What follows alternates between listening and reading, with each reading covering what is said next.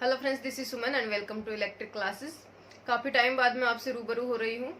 तो अब काफ़ी चीज़ों पे डिस्कस करेंगे। आज काफ़ी सारे टॉपिक्स के ऊपर डिस्कस करेंगे और खास करके RSM SSB जेई का रिजल्ट जो आ चुका है कल, उसके बारे में बात करेंगे। तो सारे जो ब्रांचेज हैं उनका रिजल्ट आ चुका है, डिप्लोमा हो या डिग्री सबका रिजल्ट कल आ चुका है, डिक्लेयर हो गया है। फाइनल सिलेक्शन लिस्ट जो है आ गई है। तो जिन जिन बच्चों का सिलेक्शन हुआ है, जो भी कैंडिडेट सेलेक्ट हुए हैं, उन सबको वेरी वेरी कॉन्ग्रेचुलेशंस। और जिनका नहीं हुआ है, खास करके ये सेशन उनके लिए है, क्योंकि जिनका हो चुका है उनको कुछ कहने के लिए अभी है नहीं, क्योंकि वो अपना जॉब जो है आप ज्वाइन कर सकते हैं। और अच्छा है, RSM SSB जेई जो है काफ़ी कंपेरेटिवली काफ़ी अच्छा जो है स्कोप है यहाँ पर। तो जिनका नहीं हुआ है सिलेक्शन, उनके लिए खासकर यहाँ पे बात करेंगे। और आगे क्या क्या अपॉर्चुनिटीज हैं, किस तरह से आपको जो है अपना फेलियर जो है सक्सेस में कन्वर्ट करना है, वो सारी चीजें यहाँ पर देखेंगे। तो पहली बात तो ये है कि अगर आप फाइनल सिलेक्शन डीवी के लिए आप सेलेक्ट हो गए थे, लेकिन फाइनल सिलेक्शन लिस्ट में आप जो है नहीं बना पाए हैं अपना पोजीशन, तो उसके लिए आपको ज़्यादा जो है थोड़ा बहुत भी निराश होने की जरूरत तो है, लेकिन इतना भी निराश होने की जरूरत नहीं है कि आप बिल्कुल डिप्रेशन में आ जाए और 3-4 महीने के लिए अपना दुख मनाने बैठे, सारी चीजें छोड़ दे, पढ़ाई वढ़ाई ये सब। तो ये सब हमें नहीं करना है, क्योंकि ये एक पार्ट ऑफ लाइफ है जो चलता रहता है इसी तरह से। अगर आपका इस एग्जाम में सिलेक्शन नहीं हुआ है, तो हो सकता है भगवान ने आपके लिए कुछ अच्छा जो है सोच के रखा हुआ है, आपको कोई अच्छा एम जो है वो आपको क्लियर करना है और क्रैक करना है। तो इस वजह से आपका सिलेक्शन नहीं हुआ होगा, और बहुत सारे रीजन है इसके भी। आपका अच्छी तरह से प्रिपरेशन नहीं थी, वो सब उनके लिए है जिन उनका डीवी भी क्लियर नहीं हुआ था, तो उनको तो ज्यादा प्रिपरेशन की जरूरत है। लेकिन जिनका डीवी सिलेक्शन हो चुका था और अब फाइनल लिस्ट में जो अपना नहीं बना पाए पोजीशन, तो उनके लिए खासकर ज्यादा आपको निराश होने की जरूरत नहीं है, क्योंकि आपको थोड़ी सी और प्रिपरेशन करनी है तो आप नेक्स्ट किसी भी एग्जाम को क्रैक कर सकते हैं। क्योंकि आपको पता है किस तरह से आपने एग्जाम जो है क्रैक कर लिया था, और उसके बाद फाइनल सिलेक्शन लिस्ट के अंदर ही आप रह गए हैं। तो इसकी वजह से आपको निराश होने की ज्यादा जरूरत नहीं है, क्योंकि बहुत बार अपने साथ ऐसा होता है कि हम किसी छोटे एम को अचीव नहीं कर पाते हैं, लेकिन उसके बाद अपन किसी बड़े एम के लिए जाते हैं तो वो हमें अचीव हो जाता है। तो ठीक है, तो इस तरह से बिल्कुल डिसअपॉइंट नहीं होना है अपन को खास करके। और अपनी जो प्रिपरेशन थी उसको बिल्कुल छोड़ के नहीं बैठना है कि हाँ ठीक है अब मेरा कुछ नहीं हो सकता, मैंने तो कर लिया है, 4 अटेम्प्ट दे लिए, 5 अटेम्प्ट दे लिए। ऐसा कुछ नहीं करना है आपको, क्योंकि लोग 10-10 बार अटेम्प्ट भी करते हैं। एटलीस्ट 35 की एज तक भी लोग जो है जॉब की प्रिपरेशन कर रहे होते हैं, और उसके बाद उनको सक्सेस मिल जाती है काफी अच्छी जगह। ठीक है, क्योंकि लास्ट जो 2023 है वो आपका चुनावी साल है, तो चुनावी साल से पहले काफी ज्यादा आपकी जो भी वैकेंसीज बची हुई होती हैं 5 साल में जो नहीं आई हैं, वो सारी वैकेंसी चुनावी साल से पहले या चुनावी साल में ही जो गवर्नमेंट है वो लाने की कोशिश करती है। हर एक तरह के हर एक डिपार्टमेंट के अंदर जिस भी तरह की वैकेंसीज पेंडिंग रहती है वो सारी की सारी निकालने की कोशिश करती है। तो उन्हीं चीजों के बारे में डिस्कस करेंगे अभी कि आपके पास क्या क्या अपॉर्चुनिटीज हैं इस साल, और नेक्स्ट ईयर क्या क्या अपॉर्चुनिटीज रहेंगी आपके पास, तो आप किस तरह से आप उनको जो है अचीव कर सकते हैं या फिर उनके बारे में देख सकते हैं। तो सबसे पहले अपन देखते हैं कि RVUNL AE जेई का एग्जाम जो है आपका लास्ट ईयर हो गया था, और जो सेलेक्ट हो चुके थे उन्होंने ज्वाइन भी कर लिया है। वेटिंग लिस्ट उसमें नहीं आ रही है, क्योंकि वेटिंग लिस्ट इस बार नहीं आएगी। हर एक डिपार्टमेंट जो था आपका, जो भी विंग थी, जैसे JVVNL है, JDVVNL या RVUNL है, वो सब आपको प्रायोरिटी में फिल करने थे। तो प्रायोरिटी लिस्ट की वजह से आपका जो है वेटिंग लिस्ट इस बार नहीं आएगा। हर बार क्या होता था कि आपको फॉर्म फिल करते टाइम ही सिर्फ एक कंपनी सेलेक्ट करनी थी और उसी में आपको जो है अप्लाई करना था, लेकिन इस बार प्रायोरिटी में आपने फिल किए हैं, तो इस वजह से वेटिंग लिस्ट नहीं आएगा। क्योंकि वेटिंग लिस्ट प्रिपेयर करते टाइम पे भी ये सारी चीजों को ध्यान में रखना है, और उसके अलावा जो भी वैकेंट पोस्ट आपकी रह जाती है तो उसके न्यू वैकेंसीज के साथ उसको कंसिडर करके और फिर न्यू वैकेंसीज आपकी जो है यहाँ पे निकालेंगे। तो इस वजह से आपका वेटिंग लिस्ट नहीं आ रहा है। तो जो भी बच्चे उसकी वेटिंग लिस्ट के लिए अभी परेशान हो रहे हैं कि वेटिंग लिस्ट नहीं दे रहे हैं, या फिर डिपार्टमेंट को अप्रोच कर रहे हैं बार बार और वो आपको सीधा मुंह पे ये कह रहे हैं कि इस तरह का कुछ नहीं होगा, ना वेटिंग लिस्ट आएगी ना कोई वैकेंसीज आएंगी, तो इस तरह के आपको नहीं करना है। ये टाइम वेस्टिंग है, आप किसी के भी बहकावे में आकर इस तरह की चीजें नहीं करें, क्योंकि वेटिंग लिस्ट इसमें नहीं आने वाली है और नई वैकेंसीज आएंगी। उसी के साथ जो पेंडिंग वैकेंसी जो पोस्ट रह गई हैं वो सारी कंसिडर की जाएंगी। ठीक है, तो आपको इधर उधर नहीं भागना है, किसी के बहकावे में नहीं आना है। तो उसके लिए बात करते हैं अपन 2023 के अंदर आपकी वैकेंसीज आने के चांसेस हैं RVUNL AE या और JE दोनों के। ठीक है, क्योंकि हर साल क्या होता है, चुनावी ईयर के अंदर आपकी वैकेंसीज आती ही आती हैं, और इस बार जो आपका हुआ है 2018 के बाद से, तो सिर्फ एक ही बार आपकी वैकेंसीज आई है 5 साल के अंदर जो आई है आपकी 2021 में, और उसके बाद 2022 तक आपका कंप्लीट हुआ है, उसमें ज्यादा टाइम लग गया है, वैसे इतना टाइम लगता नहीं है। तो आपका एक और वैकेंसीज आएंगी इसी टेन्यूर में, जो भी 5 साल का कार्यक्रम है सरकार का उसके अंदर ही। तो 2023 में आपकी डेफिनेटली वैकेंसीज आएंगी। तो इसके लिए आपको बार बार इधर उधर जाने की जरूरत नहीं है, क्योंकि आपके ये सब करने से कभी वैकेंसीज आती नहीं है कि आप किसी को अप्रोच कर रहे हैं या किसी भी आप संगठन के साथ जुड़ रहे हैं और उसके बाद आप इस तरह की कुछ कोशिशें करें, डिपार्टमेंट में बार बार अप्रोच कर रहे हैं। ये सारी चीजें करने से आपकी वैकेंसीज नहीं आती हैं, खास करके इस तरह के डिपार्टमेंट में, ठीक है। तो आपको अपनी प्रिपरेशन कंटिन्यू रखनी है, क्योंकि इस तरह से आप करेंगे तो टाइम वेस्ट है, एक तरह से आपको जो है टाइम वेस्ट ही होगा, क्योंकि आप अपना सारा टाइम तो इसी तरह से यूटिलाइज कर देंगे कि आप इधर ये कर रहे हैं, इसके पास जा रहे हैं, वो कर रहे हैं, इस बारे में सोच रहे हैं।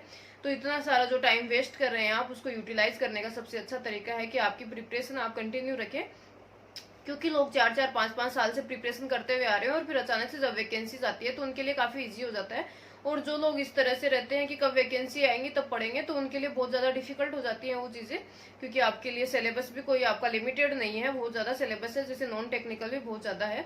तो इस तरह से आप अगर प्रिपरेशन कंटिन्यू करते हुए आ रहे हैं, आपकी बाकी चीजों के अंदर से ध्यान हटाकर और सिर्फ इसी चीज पे फोकस कर रहे हैं, तो आपके लिए काफी बेनिफिशियल होती है वो चीजें, क्योंकि इतना ज्यादा अनएम्प्लॉयमेंट है, बहुत सारे बच्चे इस चीज की प्रिपरेशन कर रहे होते हैं और फॉर्म फिल करते हैं। तो जो बच्चे फॉर्म फिल करने के बाद ही पढ़ने के लिए बैठते हैं, उनके लिए बहुत डिफिकल्ट हो जाता है ये सब।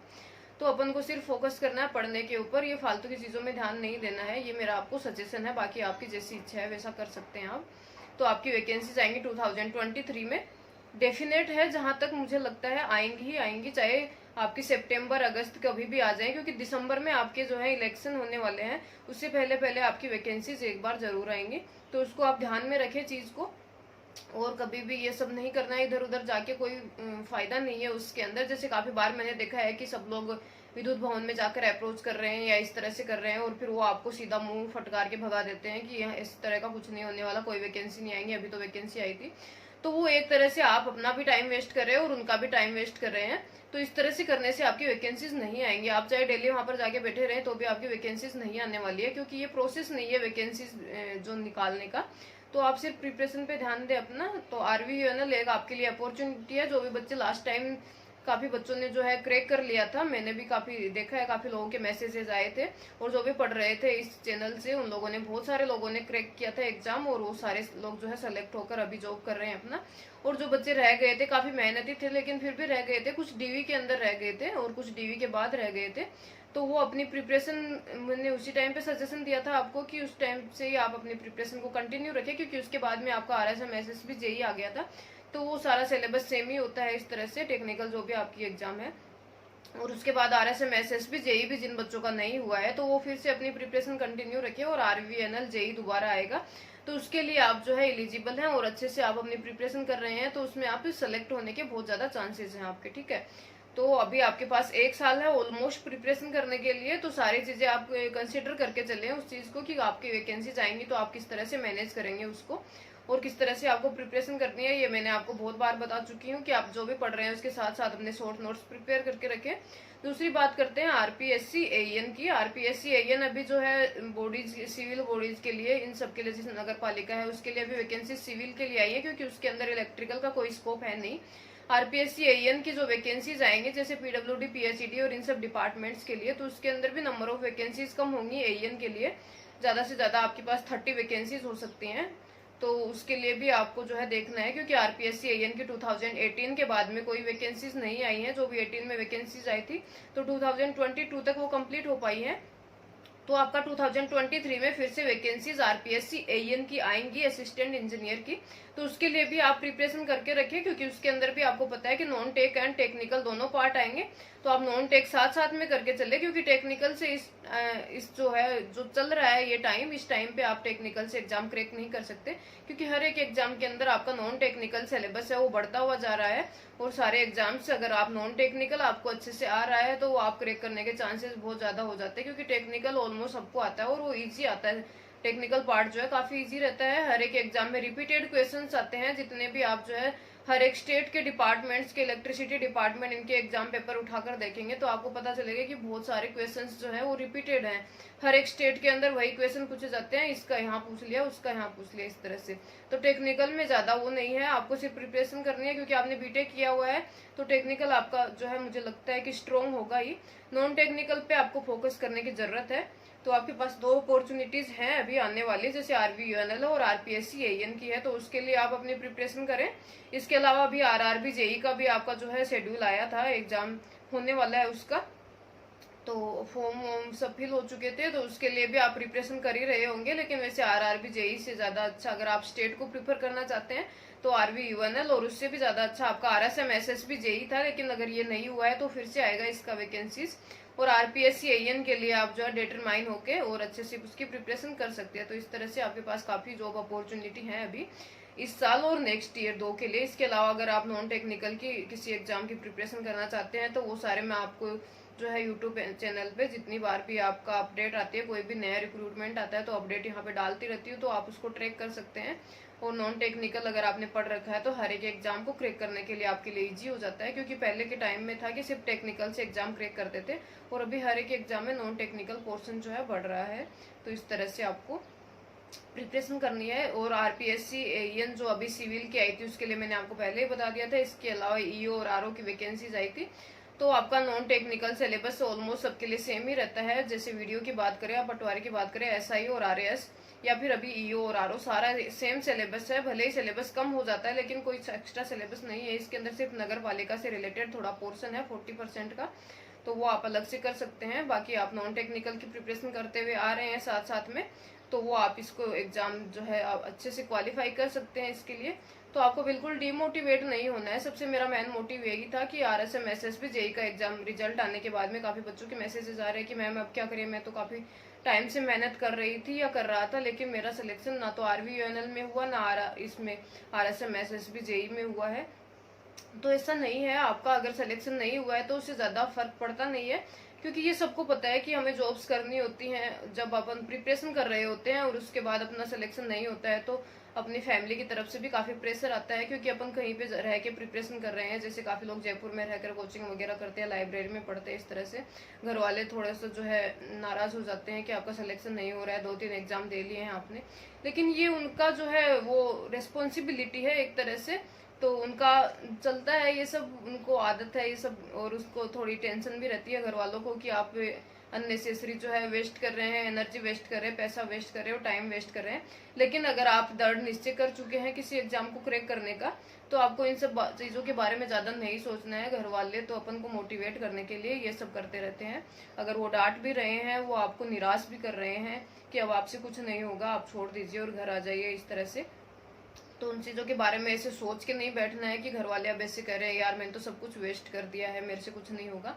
ये सब अपन को नहीं सोचना है, क्योंकि यही सब सोच के बहुत सारे बच्चे होते हैं जो प्रिपरेशन छोड़ देते हैं और उसके बाद जो है सक्सेसफुल नहीं हो पाते। ठीक है, तो ये सारी चीजें ठीक है कंसिडर करनी चाहिए घर वालों की तरफ से, क्योंकि वो भी अपन को इसीलिए कहते हैं ताकि हम जो है अच्छे से अपना प्रिपरेशन कर सके और ज्यादा फोकस करें, सिर्फ उसी के बारे में सोचे, एग्जाम्स के बारे में ही फालतू की चीजों में ध्यान नहीं दें या इधर उधर ये सब घूमना फिरना ये सब बंद कर दें।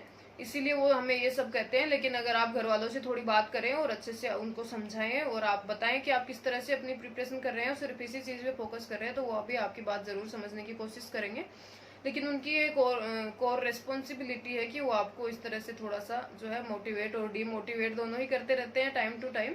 तो उनकी बातों को ज्यादा सीरियसली लेना नहीं है। अगर आप बिल्कुल सीरियस है एग्जाम को लेकर तो आपको सिर्फ एग्जाम पे ध्यान देना है। दूसरी बड़ी चीज होती है अपने रिश्तेदार, जो हर एक एग्जाम के बाद में पूछते बेटा हुआ क्या हुआ, बेटा क्या हुआ, आप तो कह रहे थे हो जाएगा, इस तरह से। तो रिश्तेदार, इस तरह के रिश्तेदारों से अपन को बच के रहना है, क्योंकि अपनी जो फेलियर जो होता है उसके अंदर 90% पार्ट तो इन्हीं तरह की चीजों का होता है, क्योंकि इन सारी चीजों को अपन कंसिडर कर लेते हैं और उसके बाद अपन सोचते हैं कि अपन इसके लिए कैपेबल नहीं है कुछ भी करने के लिए। तो इस तरह के रिश्तेदारों से अपन को दूर रहना है, बिल्कुल दूरी मेंटेन करके रखनी है, ताकि वो जो है अपनी थॉट प्रोसेस के ऊपर कंट्रोल नहीं कर पाए। और अपन को भी एग्जाम के ऊपर ही फोकस करना है, क्योंकि जिस दिन आप किसी भी एग्जाम को क्रैक कर लेंगे उस दिन वही रिश्तेदार आपके आके तारीफ करते रहेंगे। उनको सिर्फ मौका चाहिए होता है आपको नीचा दिखाने का, और उसके अलावा कुछ नहीं है। तो ये सारी चीज़ों को आप एक पॉजिटिव वे में लें, क्योंकि आपके घर वाले और रिश्तेदार या दोस्त जो भी आपको कहते हैं, वो सारी चीज़ों को अगर नेगेटिव वे में लेंगे तो वो आपके लिए ही जो है डिसएडवांटेज होंगे उस चीज़ के। तो आप सारी चीज़ों को पॉजिटिव वे में लेकर चले और अपनी प्रिपरेशन को कंटिन्यू करते रहें। और अगर आपको किसी भी चीज़ की ज़रूरत हो, इस तरह से मतलब आपको कुछ पूछना हो किसी भी चीज़ के बारे में, एग्ज़ाम से रिलेटेड कोई क्वेरी हो आपकी, या फिर किसी भी सब्जेक्ट से रिलेटेड कोई डाउट हो, तो आप मुझे डेफिनेटली पूछ सकते हैं। आजकल मैं सेशंस यहाँ पे नहीं कर रही हूँ क्योंकि मेरे पास इतना टाइम अभी है नहीं, थोड़ा बिजी शेड्यूल चल रहा है इस वजह से, लेकिन मैं जल्दी ही आपके लिए जो है सेशंस वापस स्टार्ट करूंगी। तो आपको किसी भी चीज़ की तरह से डाउट हो, कोई भी क्वेरी हो, तो आप मुझसे पूछ सकते हैं। इंस्टाग्राम पे इलेक्ट्रिक क्लासेज करके वहाँ पे आप ज्वाइन कर सकते हैं, या फिर टेलीग्राम पे इलेक्ट्रिक क्लासेस बाय सुमन चौधरी, वहाँ ज्वाइन करके और आप मुझे पर्सनल मैसेज करके आप यहाँ से पूछ सकते हैं कोई भी डाउट हो आपका। तो इस तरह से आपको बिल्कुल भी जो है, अभी यही मेन मोटिव था कि आपको डिमोटिवेट नहीं होना है, और क्या क्या अपॉर्चुनिटीज़ हैं आपके आने वाले टाइम में, तो वो सारी चीज़ें आपको कंसिडर करके रखनी है और अपनी प्रिपरेशन को कंटिन्यू रखना है। आज के लिए इतना ही। Thank you so much and have a nice day.